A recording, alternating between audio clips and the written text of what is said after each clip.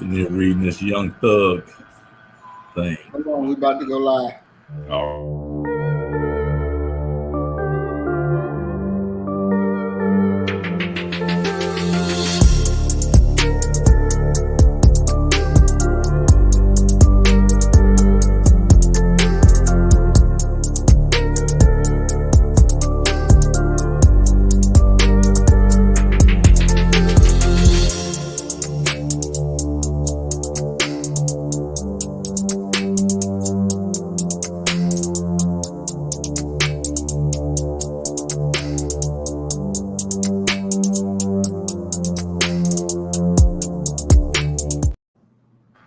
All right, peace and blessings, Assalamu alaikum, shalom, welcome. We are back with the Doc and the Radical, and our topic today is Living in America, Part 2, The Battle for the Mind. We started this yesterday, but we had to shut down early. And so we're back now to pick up from where we left off. But Doc, before we went live, you were saying something about Young Thug's trial? Yeah, I was just sitting there reading through all of it, man. It's been a circus, man. Oh man, I'm like, wow. And I'm reminded of I want to say the cat's name is Wallow, who had him on his podcast, and he was trying to explain to them, say, y'all keep doing what y'all doing, y'all gonna mess up generational wealth. And lo and behold, they're talking about that trial is definitely going to stretch all the way into 2025. He's been on trial for 2-3 years now. Exactly. Brother. They ain't gonna stop when they get their hands on you. That's probably the one thing I try and tell all young folk. You get caught up in that system, it's gonna be woo. To get out of it, it just is there, and I'm just like, man, the different twists and turns. They said that the Zoom call was photobombed. By people rushing in and talking about free Young Thug, and I'm like, y'all think that's helping? So yeah. Just sitting here reading and waiting on the show. Definitely, I've been watching it every day, okay. And it has really been a circus. I've never seen a trial like this before. Two of the lawyers on Young Thug's side, go to jail. They said they just put an emergency injunction against the one going. So that he can continue with the trial, I'm just like, wow. Yeah, it's very interesting, and I really wonder what's going to be this judge's fate after this thing really get done, because we know that the woman merchant, she was Trump's lawyer with Fannie Willis, or against Fannie Willis, and got that case done away with for right now. Very interesting. Yeah. And the Senate in Georgia did a hearing and brought her up there like she was a rock star. So that they can sharpen their aim to come get Fannie Willis. So she's going to be in some trouble. So they're coming after Fannie Pack, huh? Yeah.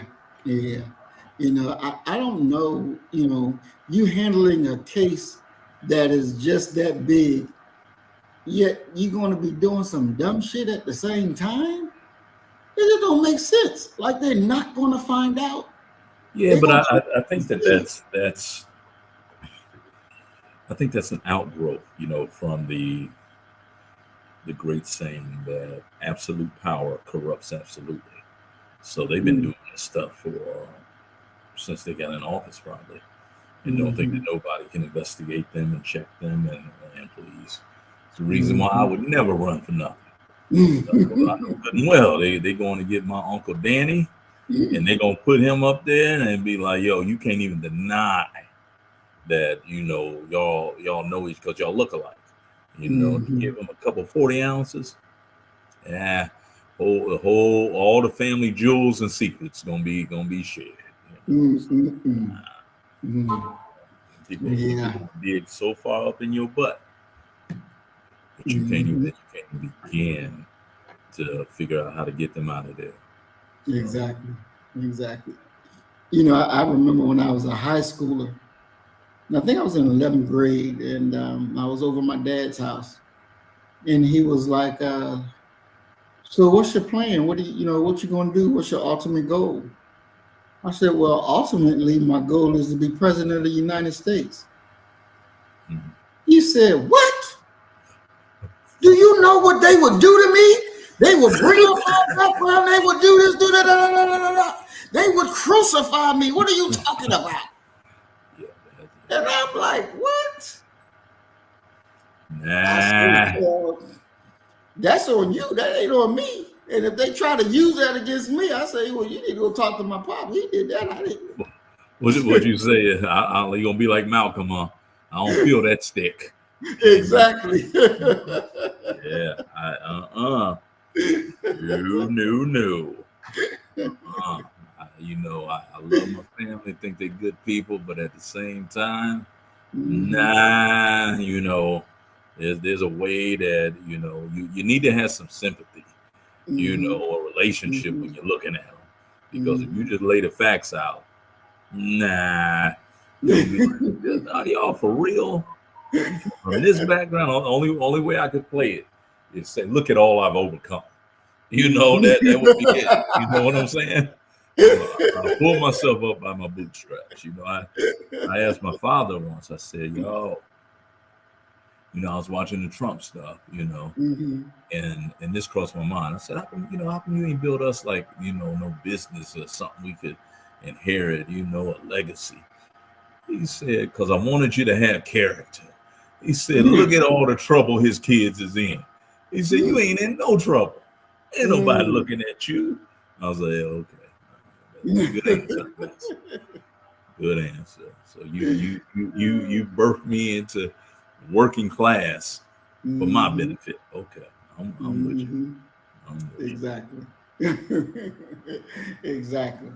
So Doc, we today, you know, picking up from the topic that we was on yesterday, I want to take two songs in consideration or comparison before we get into our first video. The first song I want us to you to talk about is the Star Spangled Banner. Okay. The Star Spangled Banner. What does it mean to America? How was white folks thinking in their arrangement of it? You know, give us some little background on that, and then I want to talk about the National Negro Anthem and talk about the differences between the two. Well, you know, both of them are symbols. They're more emblematic of hopes of people. You know, one of the things that you'll find, especially the James Weldon Johnson's "The Negro National Anthem," nobody know beyond the first stanza. I bet you 97% don't know beyond the first stanza.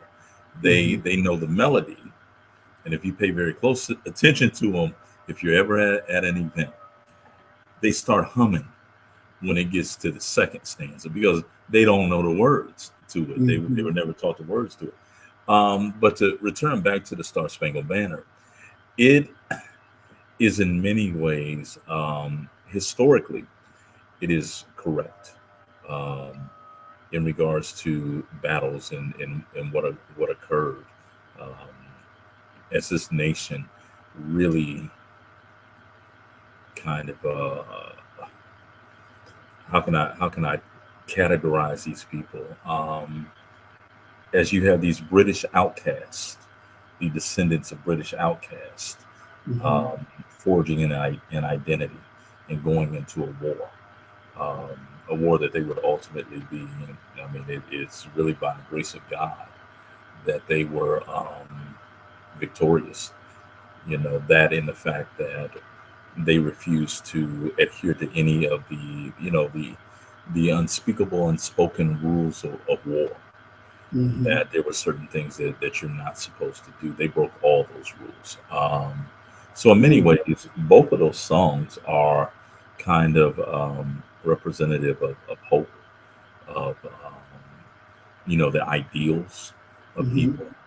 But to be honest with you, very few of those people really who take such pride in those songs. Very few of those people actually even know the words to them.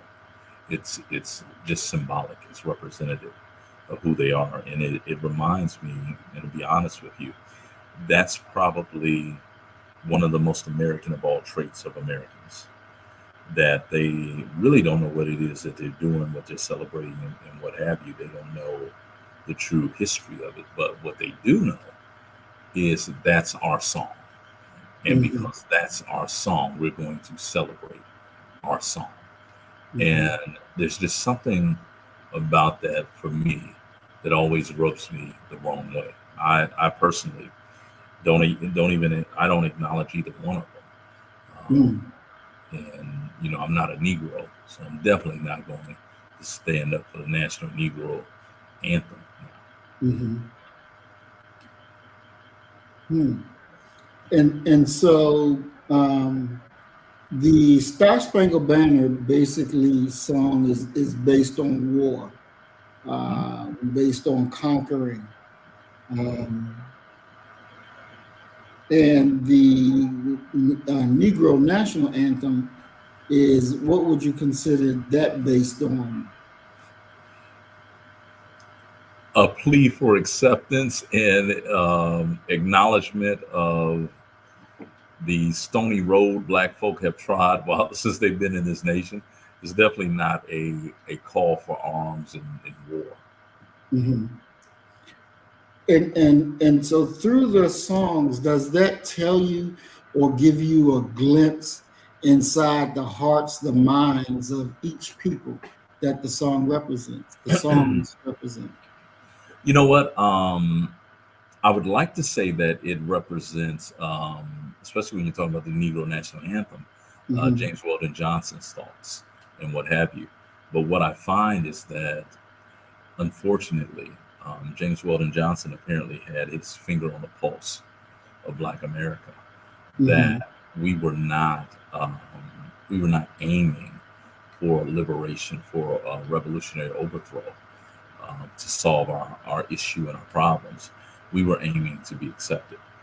And it ties directly into Elaine Locke's idea of the new Negro, that when we urbanized and migrated, we became a quote unquote different people who were unafraid of whites and this and that. I hear all of that, but I don't buy it because there's always been a larger proportion of Negroes who have been scared of white folk. And it provided an opportunity to be free, to be independent. Many of them would not take that opportunity Mm-hmm. because they are, for all intents and purposes, in one way or another, kind of tethered to white folk. And that's I don't know what the proper psychological term would be for that, but for me, it is almost, if I could use any term, I would call it some sort of psychosis, Mm-hmm. where you don't want to get too far away from home because who's going to take care of you if you leave? Mm-hmm. And if thought about from a righteous position, a balanced position, one would in every way have to give some credence to the fact that white folk employ black folk, white folk ensure that they have somewhat clean water unless you live in Flint, Michigan. Mm-hmm. in the removal of those hedges and those protections, I don't believe that many Black folk believe that our people would be able to administrate a city, let alone a state or a country. I'm reminded of the silly people of Dalton, Illinois, and all that they have going on, all the infighting, things like that. We may, we won't talk about these matters truthfully in front of what our people termed mixed company. But that nevertheless doesn't cancel out the fact that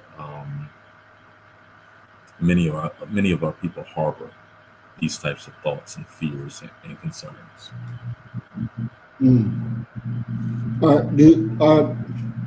Do you think the fears are illogical? Yes, I think the fears are illogical. In this way, there's nothing. There's nothing that, and I make concessions for people not being born equal. That people have different levels of intelligence. People have different interests, and there's some people who just understand things. Like you could take a piano for some people, and they just know how to play it. They know how it works.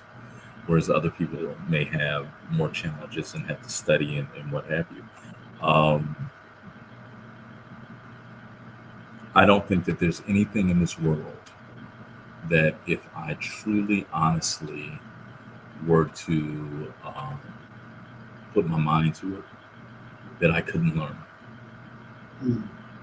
I don't think that a lot of people believe that way when it comes to seeing individuals who are up on high or what have you.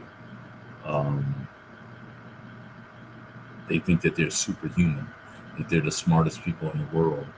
And the truth of the matter is no, they're not. Someone trained them. I was looking at an article talking about Bronny James, LeBron's son. And this guy was saying how despicable it was that LeBron was in many ways paving a way for his son to make it to the NBA. And he was having this conversation apparently with a former NBA player and trying to to figure out how he felt about it. And he said, I don't have a problem. He said, I don't have a problem with what LeBron is doing as far as paving a way for his son to play in the NBA. He said, when it comes to Black folk, we demand qualifications. And when you even think about the public debates that we have about affirmative action and DEI, there is a standing belief, I would argue a unshakable belief amongst white folk that you can't have blackness and excellence at the same time. But back to what the former NBA player was talking about with Brian, he says nobody said that to Jeannie Buss or her brother, and their father owned the Lakers. He said they never run anything. They didn't have no super intelligence or anything like that when they were appointed to those vice president positions and what have you. No, they learned on the job. And you just have to, if you look at it through that lens, it makes perfect sense that people should be trying to pave the way for their children to make it and what have you. So you can train them, you can uplift them and what have you. It's just that when you begin to talk about, you inject race in there, in this nation's history of race, that you wind up with some dubious claims about certain things. Excellent. So, Doc, who exactly was Weldon Johnson? James Weldon Johnson was a Harlem Renaissance poet. writer. He was I guess you could call him a man of the people. You Mm. know, he's by that time an urbanite, and he's trying to, in many ways, discuss what it means to be black um, in America. The whole Mm. idea of every voice and sing, to earth and heaven rings. It really is, in many ways, a very um, succinct musical categorization of Black folk struggle. Wow, pretty deep. When we look at Paul Robeson, Mm. he went out and did he actually become a communist, or he was just friends with the communists? What was the deal there? Let's talk about Robeson so they understand who Robeson is, the phenomenal nature of Robeson. Robeson is the epitome of a Renaissance man. You're talking about a brother who sung um, in 7 languages, spoke now. He is the original Othello. Oh wow! Yeah. He, this is a Renaissance man, um, in the highest and truest sense of the word. Um, and Robeson, once again, he's also an athlete that phenomenal athlete. If anyone watches college football, an All-American is the best of the best. Paul Robeson, I want to say he was at Syracuse or Rutgers. It was one of those 2 schools. Mm-hmm. Robeson was an All-American on offense and defense in the same year. Mm. I mean, think about, he's the best on both sides, and so Robeson is caught up in the post World War II Red Scare Mm. situation where they're trying to find out who the communists are.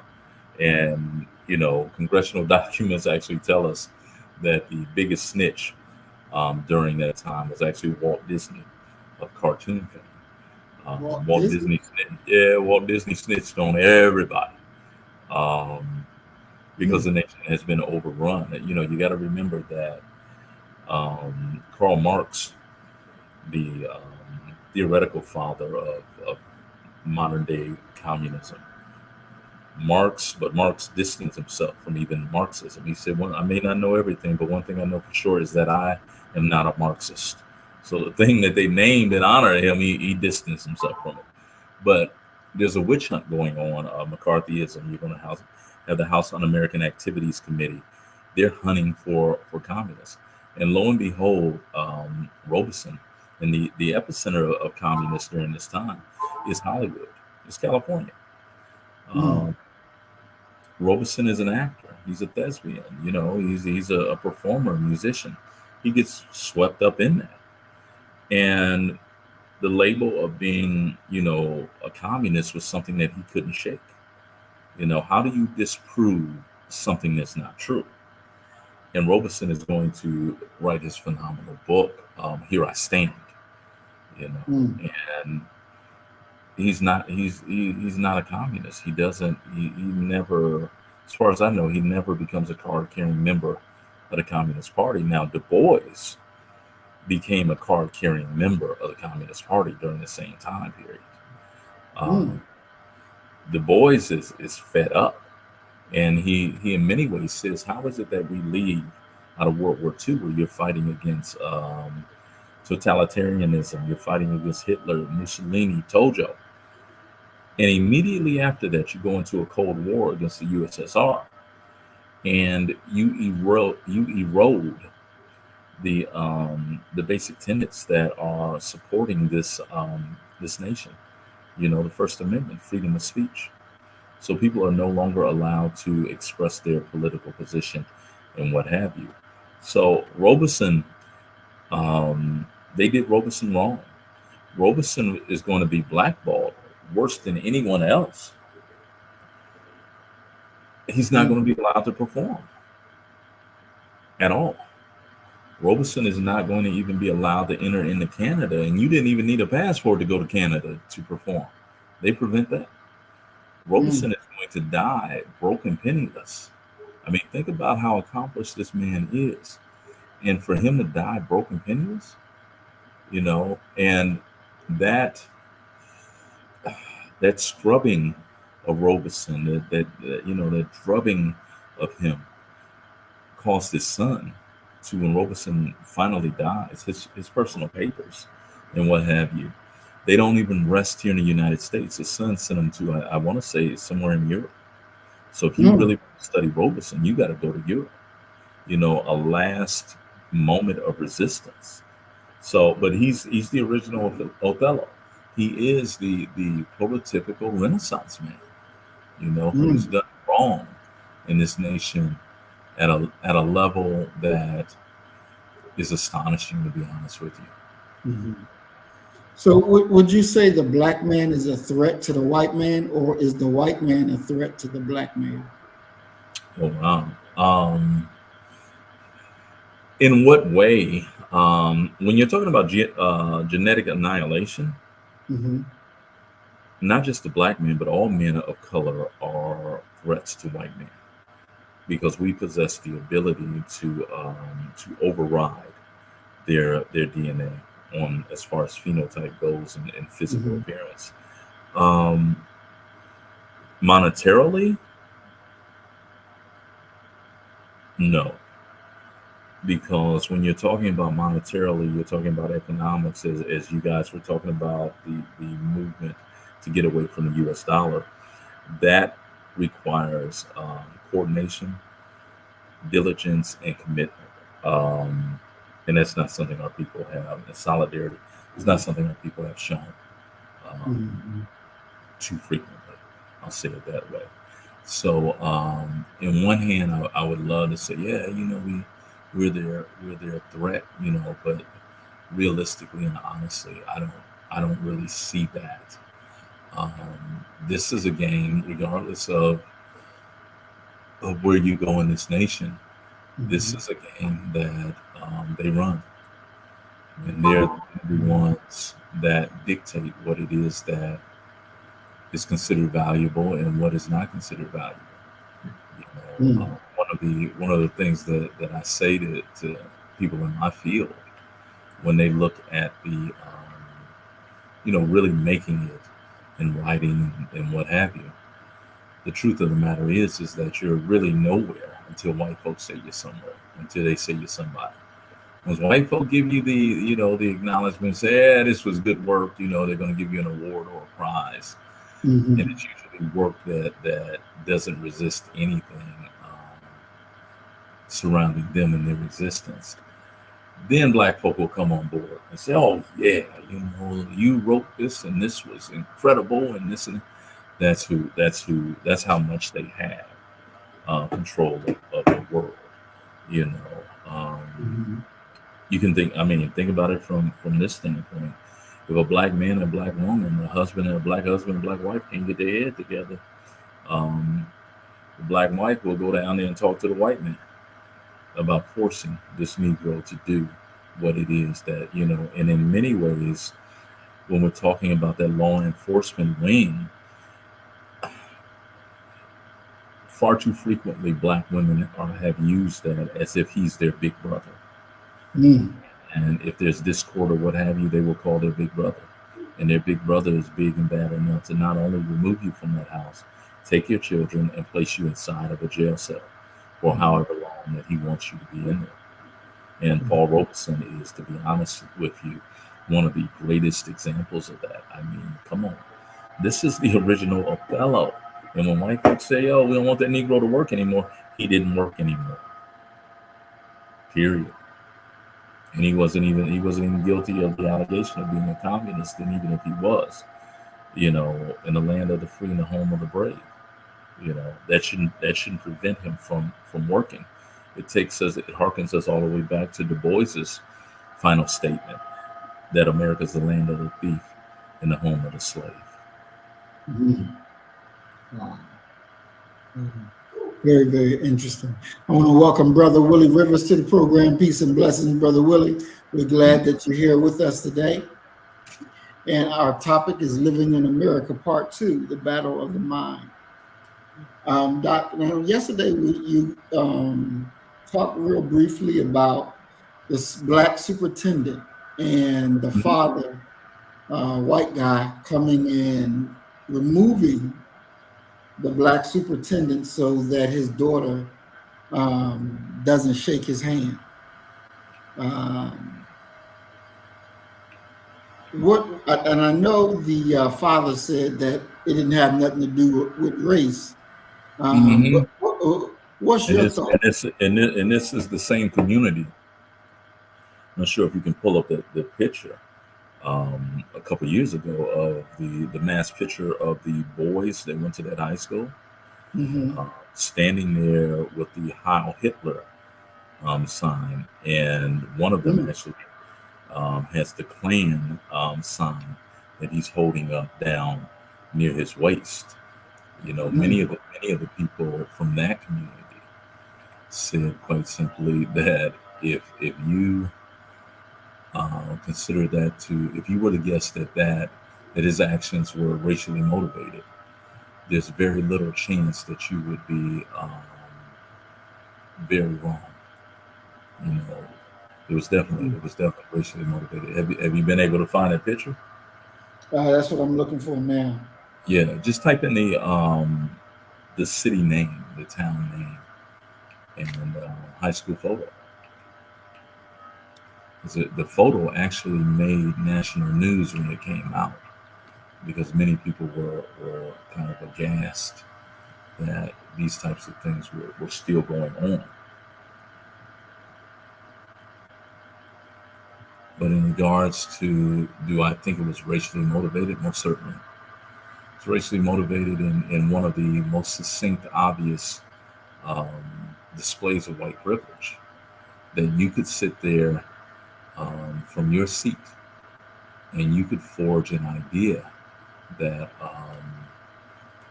not today. You know, it's kind of like what Malcolm said when he said when a white man joins your organization, he's not joining it to be a foot soldier. He's joining it Mm-hmm. to be in charge. You know, and he's coming in there to be boss. Mm-hmm. Mm-hmm.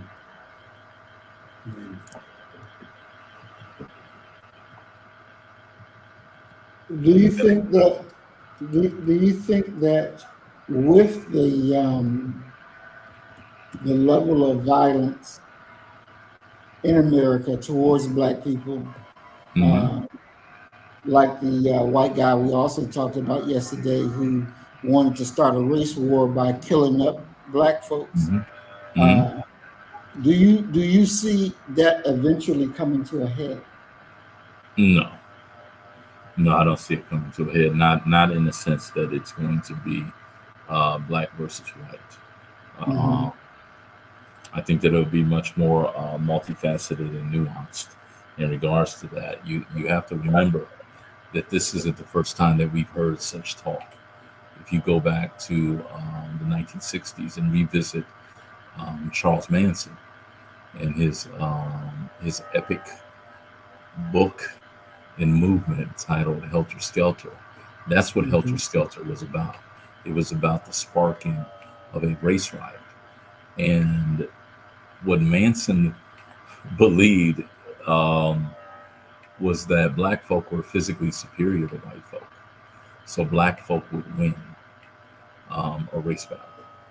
He said that, you know, there was practically no way that physically white people would be able to do anything with black people. However, he also believed that once black folk came into power, that they would not be able to settle their differences and be able to get along with each other. And that's where he came in. And he said that he would be kind of the Messiah, the white Messiah that would rise up and would guide black folk. So the idea of a race war has always been bannered about here. And there's a part of me that, just to be honest with you, I don't believe that you need to look for the start of a race war. I think that really what you need to do is look at what's been going on all around you the entire time. I would argue that whites have declared war on black folk um, the moment that Christopher Columbus discovered this land, and they decided that they would go to Africa and they would rob Alkebulan of that black gold, from places like Elmina and Mine. And dealing on the gold issue, during the Great Depression, when Roosevelt took all the gold from citizens in America. When I first learned about that, it seemed to be very impossible that they would have done it and got away with it. But they did do it and got away with it. Why does this seem impossible? Because America is supposed to be about freedom, and you can't have your freedom to have your own gold, that you had to get it taken from you and gave you.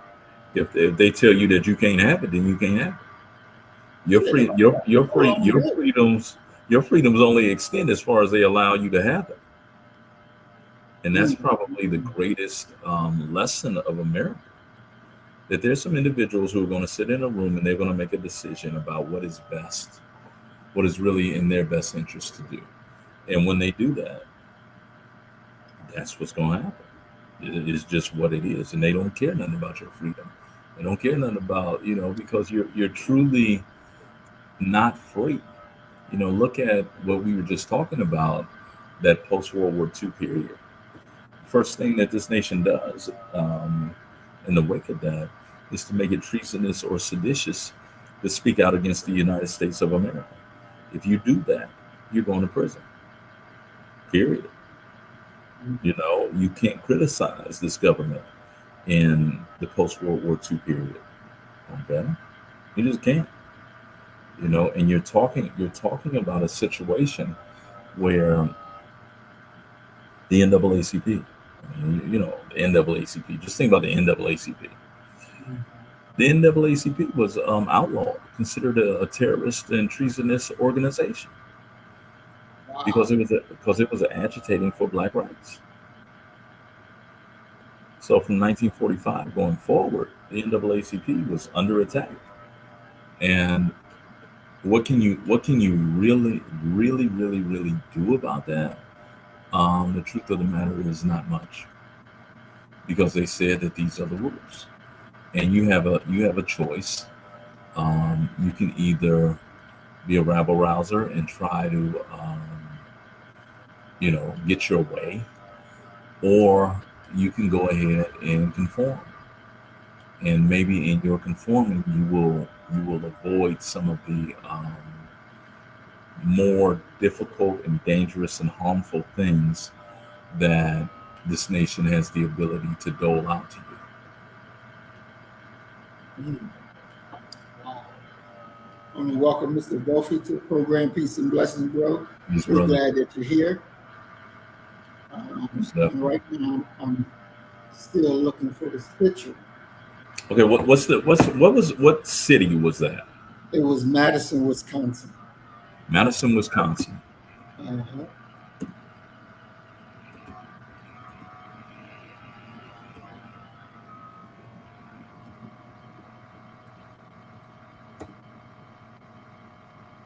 Here it is right here. Okay.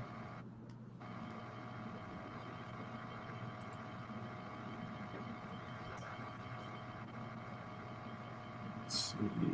How do I...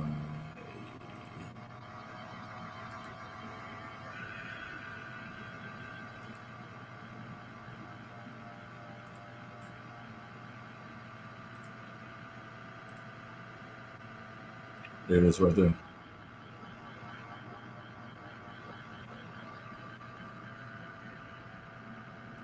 Wow.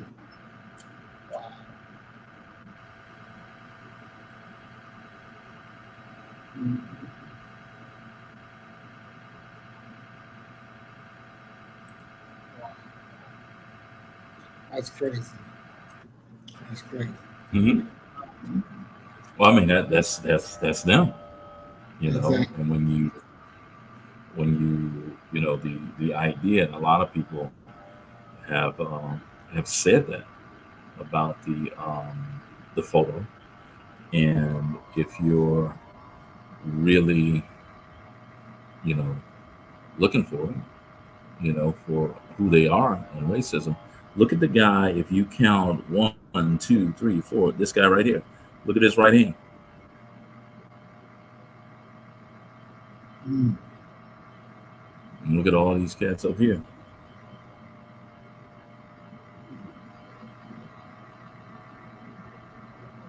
That's who they are. Yeah. Do And you think as long as there's a white race that racism will be an issue here in America? well, certainly, well, certainly, this isn't going anywhere. You know, you have to really think that so much of what sticks in these people's craw, and they believe this. This is probably the most shocking thing of all their beliefs. They are convinced that this nation right here, this is their inheritance. This is their birthright. Mm. And anyone who comes against that, resists that, or even wants a more equitable sharing of the pie, is robbing them. It's stealing from them. Mm. And it's not beyond them to tell you. Of course, historically we know this. For you to go ahead and go back to Africa or wherever you're from, um, that ain't beyond them. It'll never be beyond them. And at the same time that they're willing to do that, they're also willing to kill you and to demand that they are judged by their fellow white folk. You know, look at one of the complaints that Trump had, that they didn't move that trial. You know, if they had moved that trial, and he feels that he could have, you know, in many ways been absolved from having any dealings and what have you. Look at what happened with Arsenio Kuhn, Wynn, and Powell, um, the white folk who had beat Rodney King. They moved that trial out of L.A. to Simi Valley, where they would have a more favorable jury pool, and they ultimately went home at the end of the day. So there, you're dealing with people who feel as if the one with the most might is right, Mm-hmm. and that is increased exponentially when you're dealing with white might. You know, who can resist white society, the white man's rule, the white man's law. And as you can see from that photo that we looked at, they're getting this early on.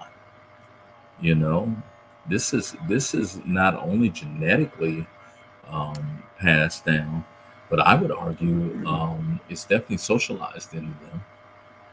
You know, I'm reminded of a situation where I was doing a one of those, you know, like cultural sensitivity type of programs and what have you. And there was, you know, it was a time for them to share a story about race and what have you. And there was a white teacher who, she was a kindergarten teacher at the time, she said, and she said she had a little black girl who didn't know how to tie her shoe. Mm. And they're outside playing, and the little white girl comes, and she is going to have her shoe tied. And she stands in front of her, and she's like, you know, basically, tie my shoe for me, please. And so the teacher goes ahead and ties the shoe. And while she bent down tying the shoe, another one of her students, a little white girl, kindergartner, comes up and just stares. She doesn't say a word. She just stares. And once she's finished tying the shoe, the little black girl goes ahead and goes back to playing. And the white girl looks at her teacher, white teacher, and she says quite simply, "You're a nigger." And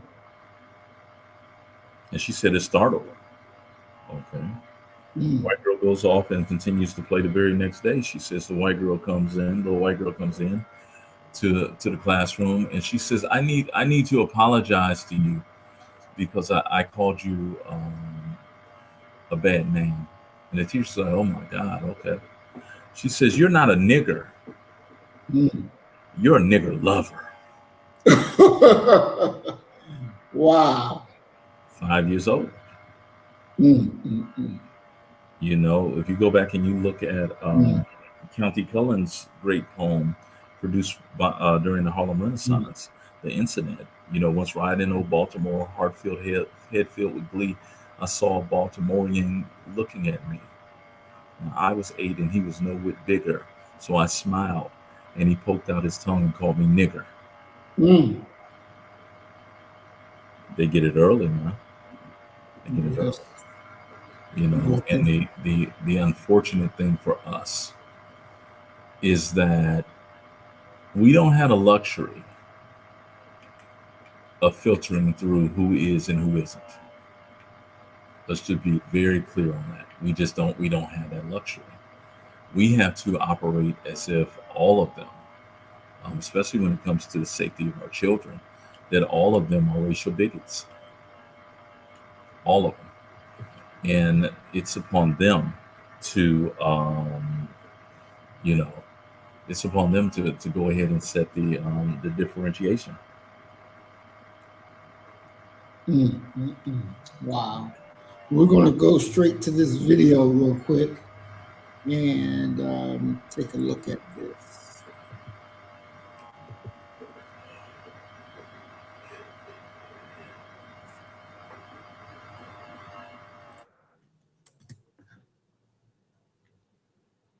Oops.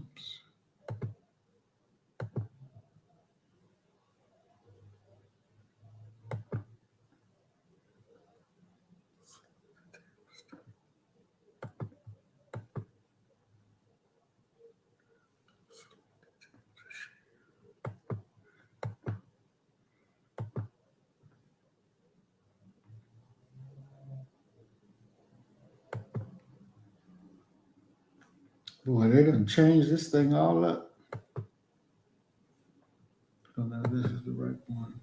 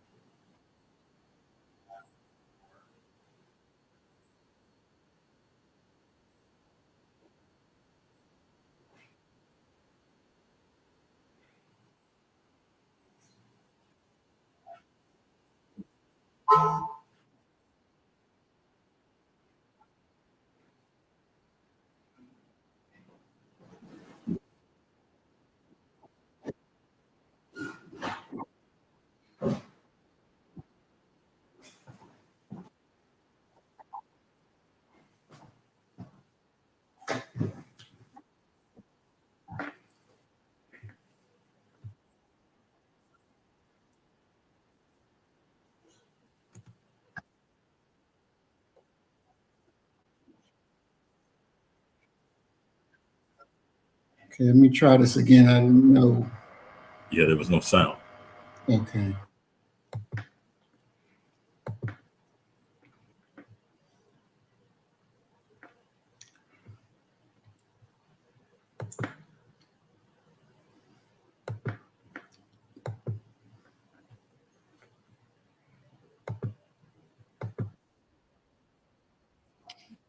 Can you hear it now? Can you hear it now, Doc? Still no sound? I can't. Nope, I can't hear it. Let me see. They done changed up how this thing is done. Okay. Like this.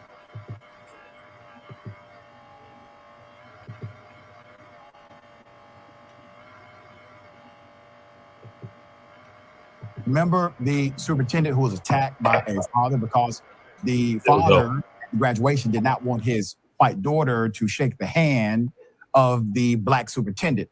Well, now the superintendent has spoken out, and the irony is, well, you'll see. Let me remind you of the incident. Here it is.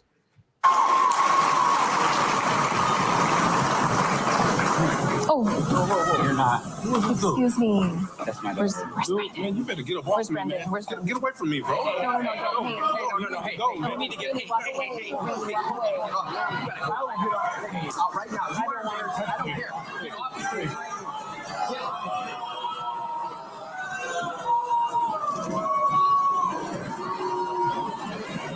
That way, Michael.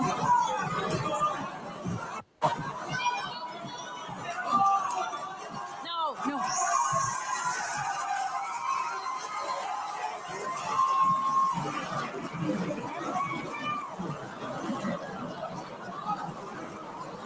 Where's Brendan?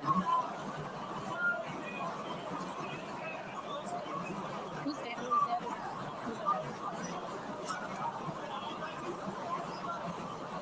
Brendan's here. Who's up? Put up the picture for mass. The superintendent is to be applauded for his restraint. The individual who attacked him should have received a two-piece special, but he did not. The superintendent allowed for the officers to get involved and write him a citation, write the attacker a citation. Per the Independent and Daily Mail, Mr. Rainey Briggs is the black Wisconsin superintendent who was physically assaulted by a white dad named Matthew Eddy. This was at Baraboo High School at their graduation. So the white dad wanted to prevent the black superintendent from shaking his daughter's hand. Now there's conversation, okay? He's speaking out about his experience. The viral video of the incident shows Mr. Eddy, the dad, barge on the stage at the May 31st graduation as his daughter was shaking hands with school officials. When she approached Mr. Briggs, the superintendent, the father grabbed the superintendent by his arm and dragged him away from his daughter. So Briggs, who spoke with the Daily Mail, says he doesn't know whether Mr. Eddy was racially motivated when targeting him at last month's graduation. The optics don't look good, Briggs told the outlet. The optics are what people around the world have gotten to see. And it's caused them to formulate in their minds what was behind this situation. But ultimately, Mr. Eddy is the only one who could tell you whether it was racial or not. It's a predominantly white school district, Briggs continued. Do I think it's consisting of students of color feeling like they don't belong here? I think there are some pockets of that possibly. Baraboo High School previously made national news in 2018 when a photo emerged depicting several current and former students doing the Nazi salute. Remember that? Briggs said he heard from Mr. Eddy's lawyer on Monday evening, but has yet to hear from Eddy himself. The superintendent has filed a restraining order against Eddy. who now faces one charge of disorderly conduct, nothing else, not assault, not battery, just disorderly conduct. Quote, the outreach was really to indicate that he, Eddie, understands his mishap in terms of what he did and what he's caused. Briggs told the Daily Mail he's remorseful. He continued, I took that as some form of apology, but that's not something I think at this time amounts to a solid apology from my perspective. While this dad who attacked him has not directly apologized for the incident, he told police after the graduation he felt sorry for the impact his actions had on his daughter.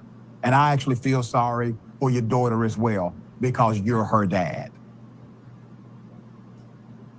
Briggs said his heart goes out to Eddie's daughter and the other graduating students. Quote, this is a moment in time for them that they'll never get back the way they had hoped for this to go, the superintendent told the Daily Mail. And if you remember, if you watch that video again, you will clearly see the daughter's face. I mean, it looked as if her spirit just left her body when her dad came up there and did that, just totally embarrassing her, taking away a precious moment. Now, put up the interrogation photo. So it is still not entirely clear why this guy decided to jump on the stage and physically assault the superintendent. But new police video obtained by local outlet WISN 12 earlier this week shows that he falsely stated the superintendent touched him first, a claim that video footage of the graduation disproves per the footage. So Mr. Eddie told Baraboo police officer Brandon Meyer just minutes after the incident, quote, I didn't touch him until he touched me, end quote. Quote, I did not want him to be able to shake her blank hand because he does not deserve it from her, Eddie tells Meyer. Eddie does not mention Briggs' race, according to the video. I'm not aware of any allegations of Dr. Briggs doing anything to your daughter specifically, a district administrator who said on the conversation with Eddie and Meyer said in the video. Quote, no, it wasn't him specifically, Eddie replies. Rather, he reveals that he was upset over what he perceived as a slight to his daughter during a previous meeting with district officials. Sir, but you decided to let her shake every other district official's hand. Do you understand how crazy this sounds? You only attacked the black male. There's more. He did not specify the incident, which led to the meeting, but said the subject of the meeting was potential expulsion. Quote, he rolled his eyes when I brought up the fact the same thing happened to her and it pissed me off. Eddie recalled in the video, referring to Briggs. She was expelled for doing the same thing that was done to her and nothing was done to the previous people, he said without elaborating on the incident. Sir, you are a child.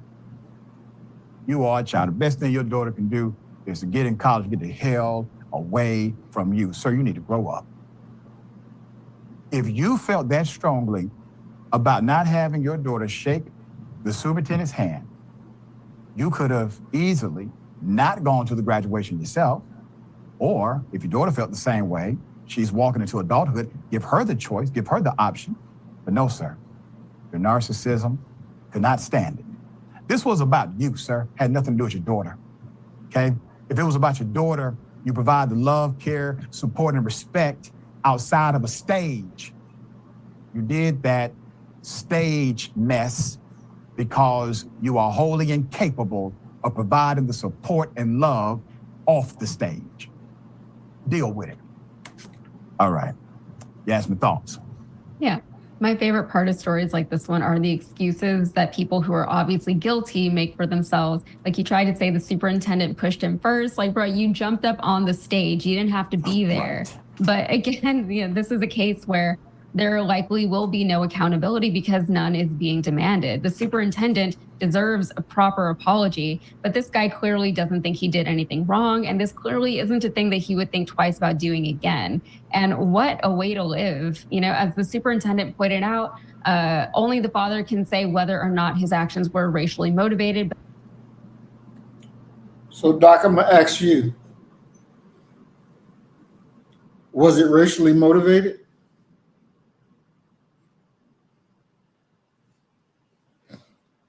Yeah, unmute. You're on mute. Most certainly it was racially motivated. I mean, come on now. If you got a problem with the entire district, and I've seen those situations where parents had a problem with the district, oftentimes they won't even allow their children to walk. A lesser protest will be they're not going to show up and dignify the ceremony themselves. Um, he specifically went to him and grabbed him, and in many ways, it is a I would almost argue, to use their imagery, it's a fever that white folks sometimes get about black folk, where they get worked up in such a frenzy that they just can't help themselves.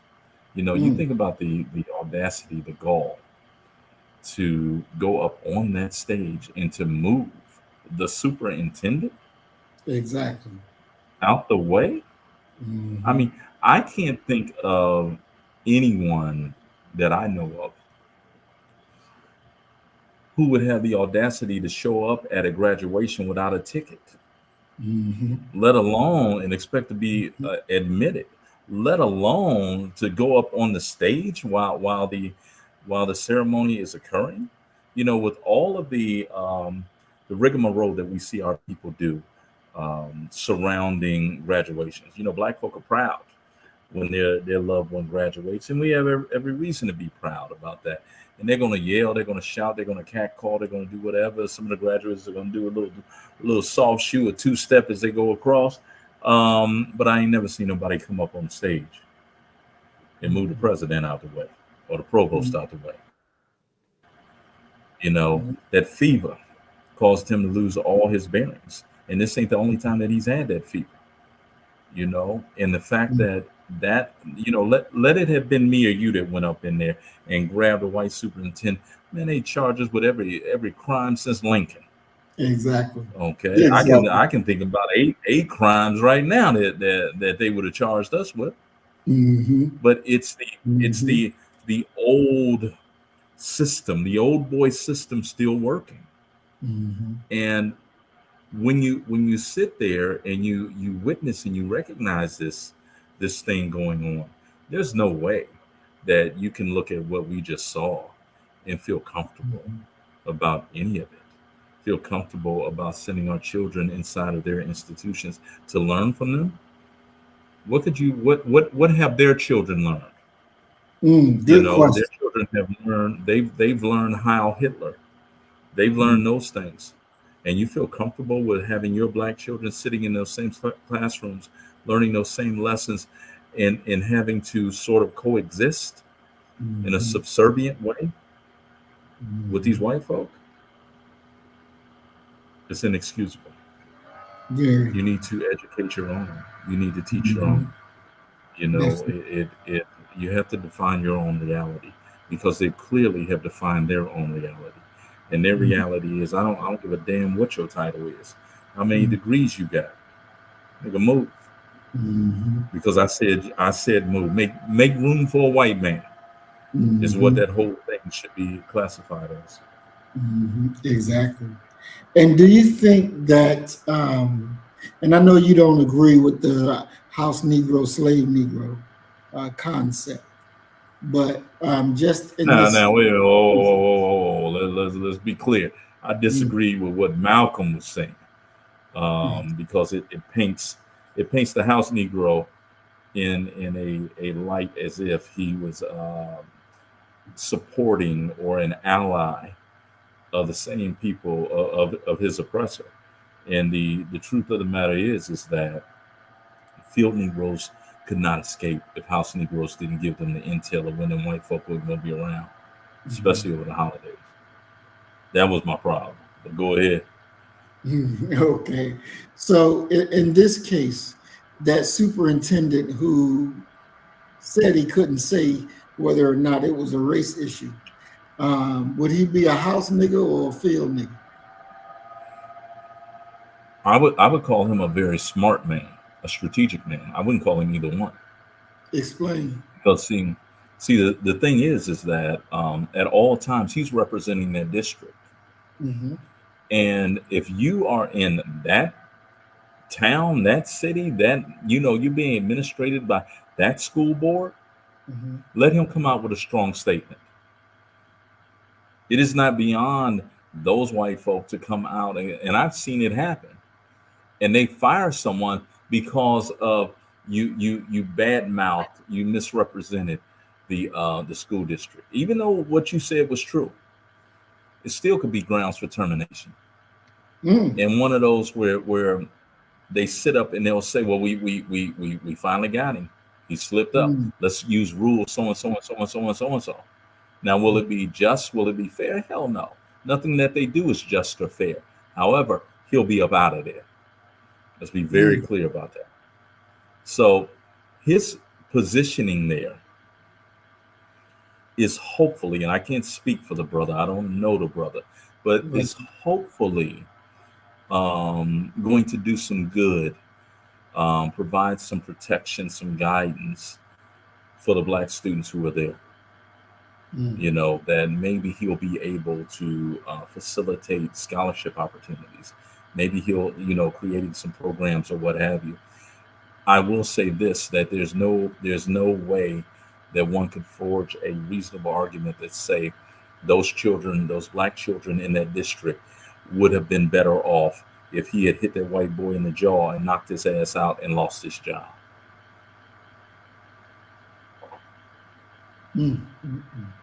Very, very interesting. So do you think that there's something in the school system, as we go back to the boys who were doing the Nazi salute, that would empower the students who did that to say, yep, go ahead, this is the right thing to do? What is empowering them to go that extra mile, to do it, and to do it publicly, and then let it go out over the internet? The knowledge that there will be no punishment.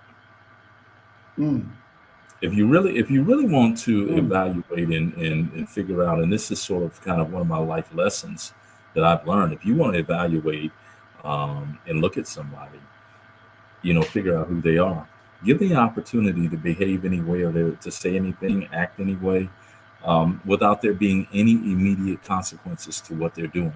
That's when you get a chance to see who they really are. He knew he wasn't going to be charged with nothing, you know, and those boys knew they wouldn't be expelled. Okay, we don't care if we got a Black superintendent, he ain't gonna put us up out of here. And that's the arrogance that comes from being raised up within a system of white world supremacy. The rules really don't apply to you because there's someone in there, in that system, and I would argue for them, there are some bodies who are in that system, and in every way, those somebodies that are in that system are the ones, the gatekeepers that say yay or nay. And I guarantee you, it may not have been their son in that picture, but it might have been a nephew. It might have been a neighbor's child. Well, you know, there's just boys just blowing off steam. You know, just don't comment on it and just let it go. Okay, it's pervasive within this system, and it's one of the reasons why, for me, I take it as a personal badge of honor that any and every opportunity that I get to ride on them shit, I ride like a rough rider. Okay. You know, almost as if I'm having an exorcism, you know, out of body experience. I ride somewhere. And I got to. You know what I'm saying? I'm called to, I'm ordered to. And now it may not come necessarily in the most stylish Ebonic field rant, but it'll be said, it'll be delivered, you know. And so that this is what happens with privilege. And Abraham Lincoln said this, and I know we've talked about this quote before. Lincoln said, America will never fall from an external aggressor, she'll fall from within. For the arrogance, the absolute power that has corrupted these people absolutely, that they're nothing but petulant children now, is coming back to bite them in the ass. They're involved in these petty struggles, even in Congress. Well, we you know, this broke today. you guys went ahead and convicted Trump. So we're going to fight every Biden appointee, okay, that comes across our desk. What damn sense that makes? Those two things are not connected. And you're weakening the nation with your hissy fit. Wow. Do you think that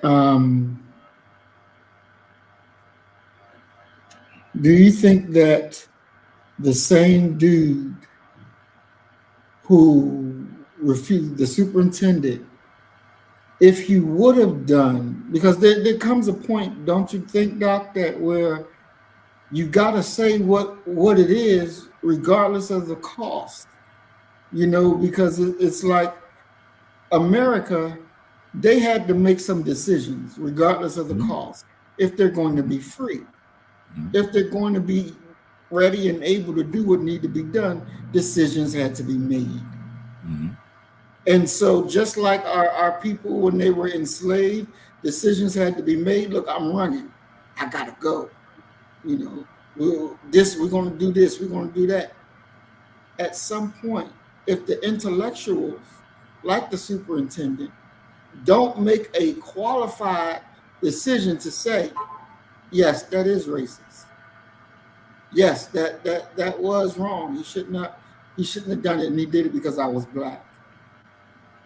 To make that stand and stand affirmative on it. If not, we'll never be able to move anywhere forward. What's your thoughts on that? No, see, I disagree with the idea of being able to move anywhere forward. Where's his brother going to be more powerful at? In that superintendency? And he'll probably move on, because they don't stay very long in any one spot. He'll move on to another superintendent's position and what have you. He can do more good for us from in that position than he can by fighting against them in a public sphere. Because people will never say, well, we're not going to hire him because he said such. They're just not going to hire him. And there's a strategy that has to be adhered to, a discipline, a restraint that has to be adhered to when you're in a position of quote unquote authority. You can't, just because they act up doesn't mean that you have to react in a way that costs you and your people a crucial position and what have you. Now, when you're talking about moving forward, the moving forward for far too often for our people is measured by our actions or our activities towards white folk. I find issue with that because we're never going to win them over. So we have to be looking at it from our own strategic end. Not, well, I'm going to give them a pissing contest with them. Well, they're going to win that because their network is vast and far. Okay. So keep your head, stay above conflict, stay above. However, when that moment comes, and there will be many moments that come, when something comes across that brother's desk, that he's able to strike a blow for the people, regardless of how slight, he's under mandate to do that. Okay. And there's a lot I can tell you, there's a lot of moments when Lord knows I want to say something that's crazy to some folk. And I hold my peace because I know that at given time, it'll come back around. And when it comes back around, I got you. And I got you in a way that you can get yourself out of it. It's all about playing that game, learning their game. Okay. Now that wild redneck hillbilly that jumped up on the stage, he ain't got no power. But will that action be sufficient to pull down the highest ranking individual within the school district? And if it is, that's a problem. So the brother is playing it correct. Well, I don't know what he was thinking, but the optics don't look good. Okay. Never. And this is the one of the wages of blackness. Obama Remember, we had this thing about Obama where was it Netanyahu who came up into the White House and talked crazy to Obama, and you was furious about it? Yeah, yeah. But who you got to come in and ask for financial support for weapons? Who you got to crawl to? Mm-hmm. Okay. And I'm not going to give you anything so you can say, well, we had a conflict and he doesn't like me. No, we can point back to the way you behaved. We can never, and this is one of the things that personally that I'm working on. I'm a work in progress. And some people may say it ain't even begun yet, the work. But you never lose your dignity. Don't lose your dignity. Stay above the fray and be very clear-headed in what it is that you're saying, very direct in regards to what it is you're saying. Be dignified so that they can never say, well, look at what he said. No. So what, sir, what's the problem? And it ain't that you're trying to de-escalate. You're just letting a fool be a fool because they're undisciplined, they're wild. Mm-hmm. And you utilize that to your advantage. Mm-hmm. Excellent. Well, we're going to go to this next video. And in this video, a brother is being arrested and his friend is recording. And let's look and see. Because in order to be a police officer, Doc, your mind, there has to be a change in your thinking. And the brother police that we're about to look at, I think we can definitely see that. Let me go ahead and get this shared.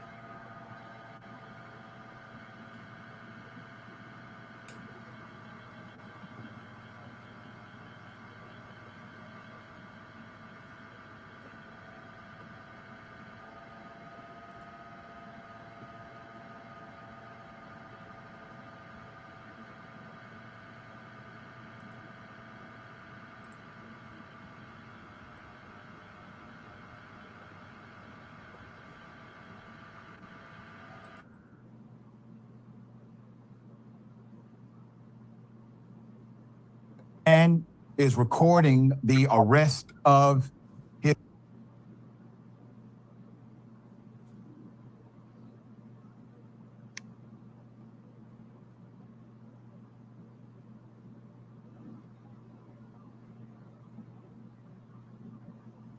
friend. Police officer comes, pulls out a gun on the man who's recording. He's standing ready to shoot, it looks like. I'm going to give you the full story. Here's how it started.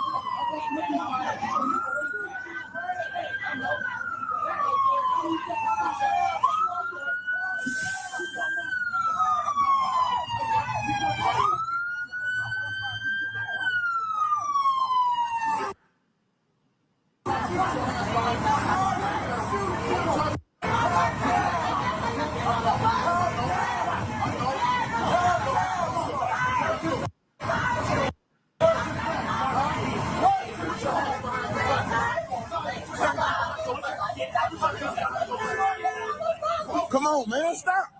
Come on, man, stop this. Come on, Johnny, stop, bro. Stop, man.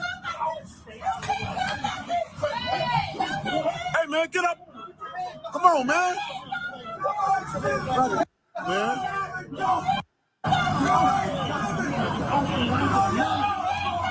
Hey, man. You ain't got to do that, bro. You ain't got to do that, bro. You ain't gotta do that, bro.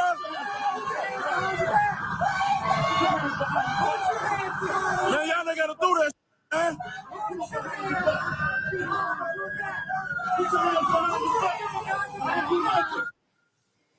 Now, something is about to happen that takes this seemingly chaotic, obviously, scenario to a whole nother level. Now, presently, you have someone who has been told to put their hands behind their backs. That means an arrest has been effected.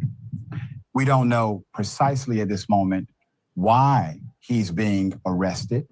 What we know is that there's an officer. He's attempted to tase an individual. He has said, put your hands behind your back. Then there's another person recording, not intruding, not obstructing the officer at all. Here's what happens next.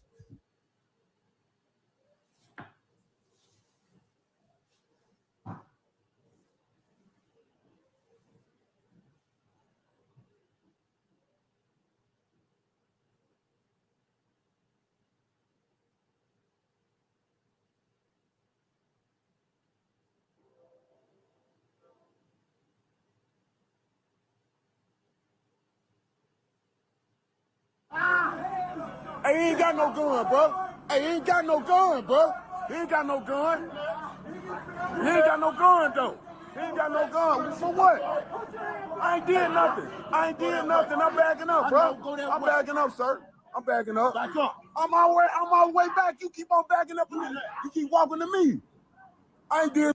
Look at this. Man, ain't nobody about to do nothing, man. Ain't nobody got no gun or nothing. Man, put your gun down, bro. You ain't got no gun.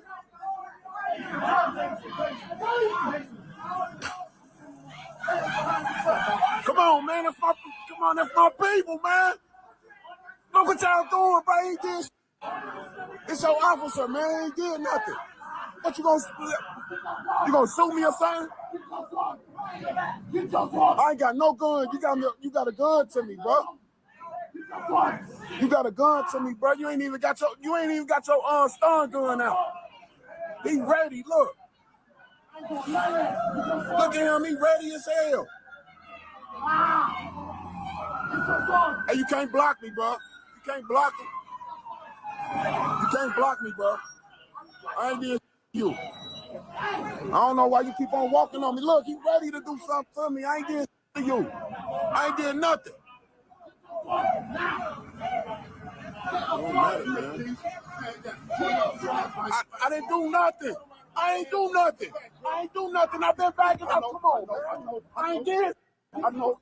With millions watching and many people benefiting from this program called Indisputable, we just need 1% of the viewers to become a paid member so we can continue to bring this content to you. Now back to the show. Put it up full mass. The man is armed with a camera phone. This officer comes with his gun pulled. He gives no lawful command. He obstructs the visual of the recording. He continues to obstruct the visual and back the man up even more. Now remember, the sergeant has already backed this individual up to what I assume the sergeant said is a safe zone. The man is in the safe zone. He's where the sergeant put him. Another cop comes, pulls out a gun on him, obstructs the view. Then that sergeant comes back to seemingly arrest the man who's clearly outside of the zone that would be problematic given what the sergeant previously told him. Cincinnati police claim they arrested Mr. Eddie Lee for obstructing as he filmed them shocking, pepper spraying, and arresting another black male last week in a video that has since gone viral. But Lee's video shows it was the cops obstructing his First Amendment right to document police activity when one of the cops stood in front of him with his gun drawn, blocking his view of the arrest and apparently threatening to shoot him if he dared to come any closer. Quote, "You going to shoot me or something?" Lee said. "I ain't got no gun." You got a gun to me, bro? You ain't even got your stun gun out. End quote. This is a very important statement. You know why?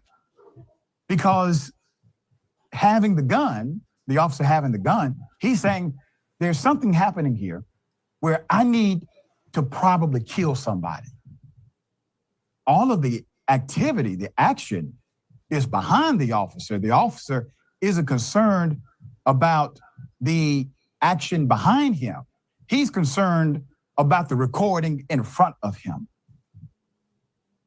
Is it not ironic that the individual who is being arrested, those cops are not shooting him. They have out stun guns. They have out tasers. They do not have their actual gun pulled on him. But the officer who arrives decides to pull his gun on the man recording. I'm going to give you the background. The video screenshot shows an armed Cincinnati police officer blocking a man from getting closer to the scene where police are arresting his friend. When Lee tried to move to the side to get a clearer shot of the arrest, the cop moves sideways to continue blocking his view, pointing his gun in Lee's direction with the barrel pointed downward, his finger on the side of the barrel. You can't block me, Lee said. I ain't did ish to you. I don't know why you keep walking on me. Look, he ready to do something to me. End quote. Seconds later, another cop who appears to be the sergeant from the beginning of the video walks up to arrest him. Lee is then charged with obstructing official business. According to Hamilton County Court records, a second-degree misdemeanor punishable by up to 90 days in jail. His friend, Mr. Johnny Taylor, the other man getting arrested, was charged with, obstruction and resisting arrest. The latter being a first-degree misdemeanor, punishable by up to 180 days in jail. Help me understand this. So all of that was for what?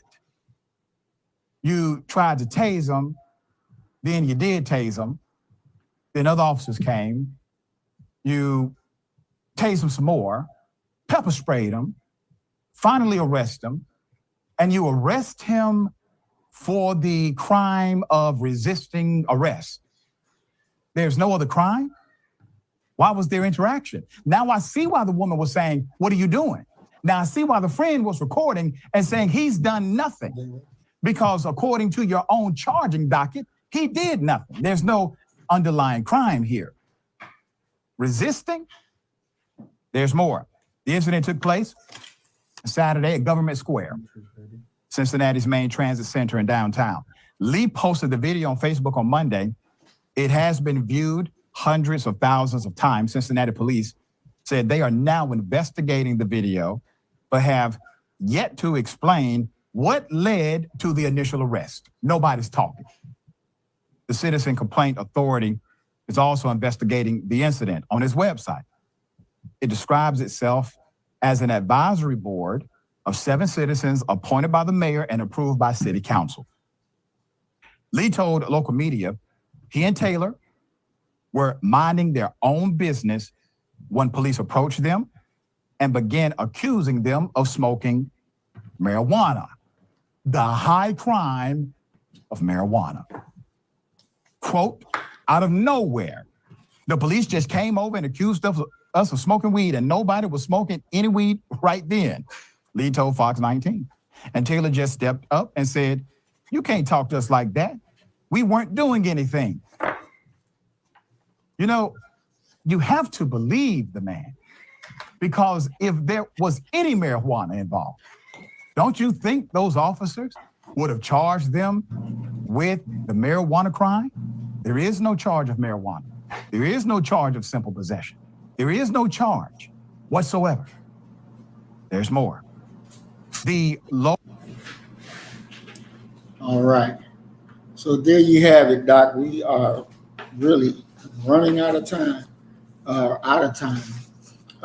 What is your thoughts on that? especially the police with the gun, you know, up like that, Magilla Gorilla. You know, I hate to say that, you know, one of my favorite movie series is The Planet of the Apes. And I said he looked like one of them, the apes that turned against, you know, against his people. Exactly. You know, several things. Let me say this. One is the brother said it in a roundabout way that they were smoking weed, but they wasn't smoking it right then.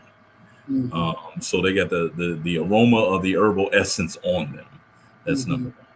But also you have a situation where there's going to be some conflict between two black men, and that's in essence what you're seeing.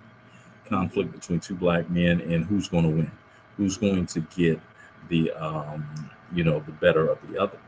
And the sister's trying to de-escalate, and in many ways reminded me of how black women have historically tried to stand in between an aggressor and their man, to, you know, doing everything that they can possibly do to protect their man. It was, you know, you would think, and this is the thing for me, it's the onus is on law enforcement officers to be the bigger person and to come out and say, yeah, whatever, get your bum ass up out of here before, you know, I take you to jail. That should be the extent of it. But when you become emotionally invested, I think that your reasoning goes away and your professionalism goes away. Now, in regards to the brother arriving and pulling the gun out, lack of training. And if that's what the you know, Cincinnati, Ohio Police Department is training their officers to do, that's frightening, inexcusable, should have never happened. A whole lot of shouldn'ts and what have you. But the truth of the matter is that it did happen. So now it comes down to, because you charge those brothers with crimes, there needs to be a public outcry. And that public outcry would be best expressed by white America, because you can be quite sure if that brother would behave in that way by pulling a gun on a citizen, he would do that on any citizen. And if you want something to really get done, to really start shaking, get white folk involved. Because regardless of what you want to say, a white life, according to this system, matters much more than a black one. Definitely. We still didn't get to the end. We're gonna have to continue this topic because there's a definite point that I'm trying for us to get to.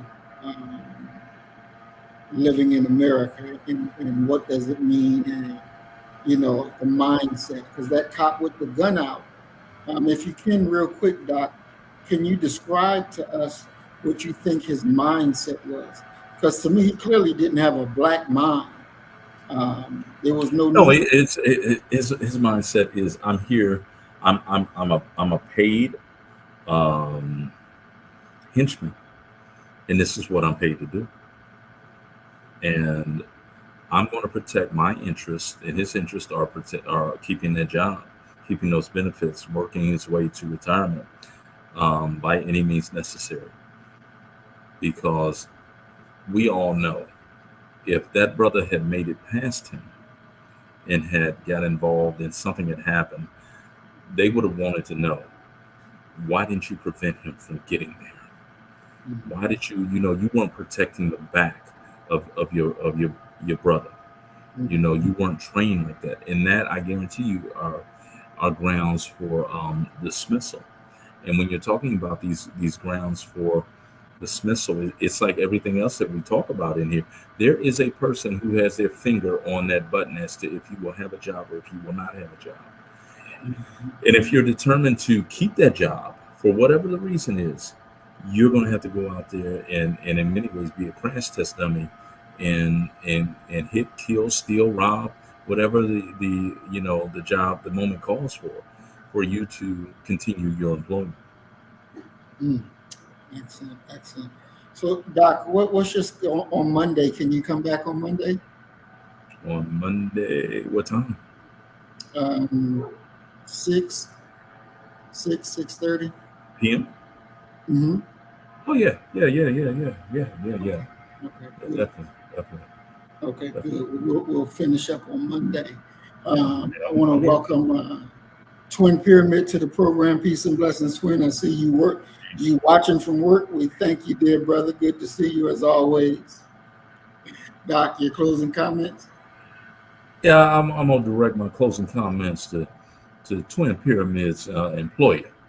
You know, you see what type of person you're dealing with right now. You're dealing with a revolutionary. He's probably trying to undercut the entire company right now. So keep your eye on. Love you, and look forward to seeing y'all on Monday. Most definitely. As we always say, you kill the nigga in you, I'm gonna kill the nigga in me, and our God will reign supreme.